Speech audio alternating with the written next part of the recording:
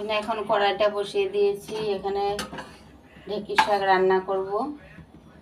ঢেঁকির শাকের জন্য শুকনো লঙ্কা ভেজে নিচ্ছি দুটো।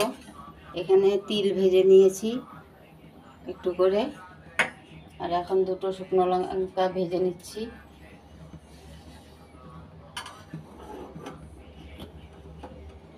ভাজা হয়ে গেছে, এখন ঢেঁকির শাকটা দিয়ে দেব।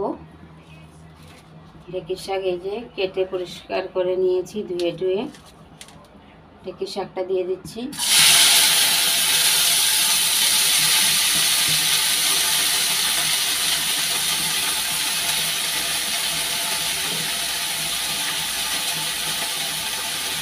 নুন দিয়ে দিচ্ছি,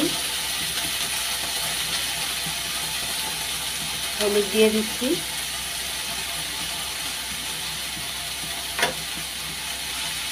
নাড়াচাড়া দিয়ে নিই।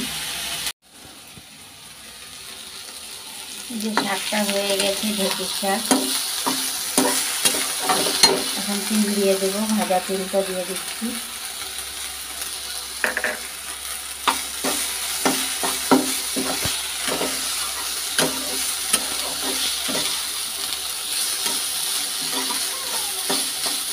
হয়ে গেছে।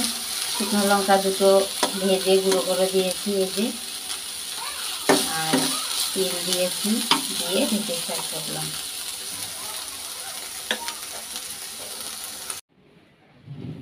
এই যে এখানে ছোট মাছ নিয়েছি, এখন রান্না করব। এখানে তেল আর হলুদটা দিয়ে একটু মাখিয়ে রাখছি। তারপরে আলু টালু কেটে নিই, আলু দিয়ে পাতলা ঝোল করব একটু।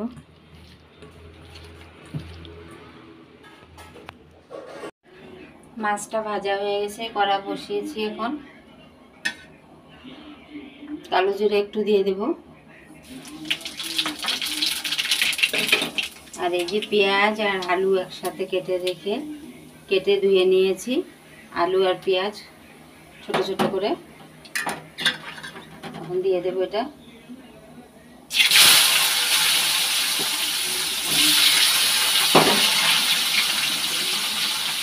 হলুদ দিয়ে দিলাম, নুন দিয়ে দিচ্ছি। একটু এটাকে ভেজে নিয়ে হালকা করে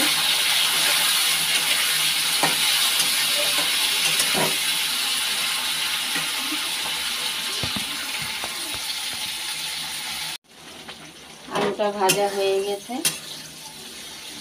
এখন গ্রেট করে রেখেছি মশলা, পেঁয়াজ রসুন পেঁয়াজ তো কেটে দিয়েছি আলুর সাথে। রসুন, টমেটো, কাঁচা লঙ্কা আর একটু জিরে আছে, দিয়ে দিচ্ছি।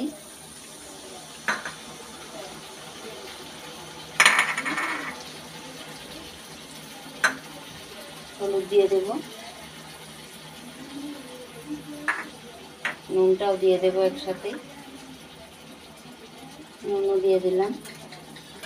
এখন ভালো করে মশলাটা কষিয়ে নিই।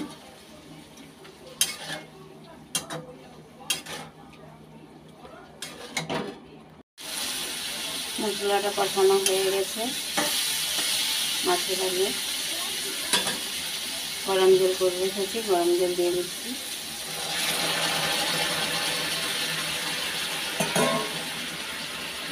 এই যে ভাজা মাছটা দিয়ে দিচ্ছি।